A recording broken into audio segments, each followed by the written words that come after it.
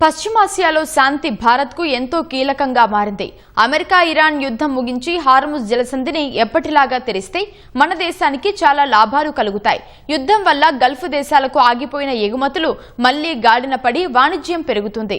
పశ్చిమాసియా నుంచి చమురు సరఫరా సజావుగా సాగితే ఇంధన బిల్లు తగ్గి ద్రవ్యోల్బణము దిగిరానుంది.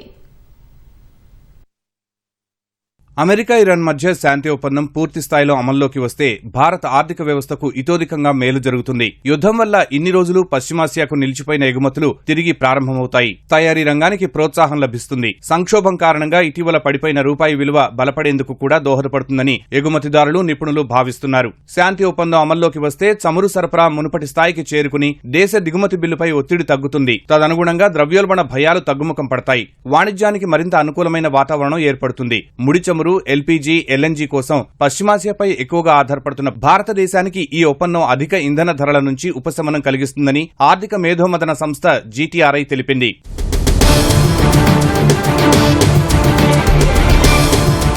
గల్ఫ్ నుంచి నౌకల రాకపోకలకు అంతరాయం కలగడం వల్ల చమురు రిఫైనరీలు సుదూర మార్కెట్ల నుంచి ప్రత్యామ్నాయ సరఫరాలను వెతుక్కోవలసిన పరిస్థితి ఏర్పడింది. జలసంధి మూసివేయడం వల్ల బీమా, రవాణా ఛార్జీలు పెరిగాయి. ఆఫ్రికాను చుట్టి వచ్చే కేప్ ఆఫ్ గుడ్ హోప్ మార్గం గుండా నౌకలు వస్తువులను తీసుకువెడుతున్నాయి. దీనివల్ల దూరంతో పాటు సరుకుల డెలివరీకి పట్టే సమయం బాగా పెరిగింది. హర్ముజ్ జలసంధి తెరవడం వల్ల అంతర్జాతీయ జలాల్లో నౌకల రాకపోకలు సాఫీగా సాగేందుకు అడ్డంకులు తొలగిపోతాయి. పశ్చిమాసియాలోని UAE, Oman, Qatar, Saudi Arabia, Bahrain, Kuwait Bharat కు కీలక వాణిజ్య భాగస్వాములు. యుద్ధం వల్ల పశ్చిమాసియా ప్రాంతానికి భారతదేశ ఎగుమతులు మార్చిలో 57.95% పడిపోయి $3.5 బిలియన్ చేరుకోగా గల్ఫ్ దేశాల నుంచి దిగుమతులు 51.64% తగ్గాయి. సాధారణంగా ఆ ప్రాంతానికి భారత్ సుమారు $6 బిలియన్ విలువైన వస్తువులను ఎగుమతి చేస్తుంది.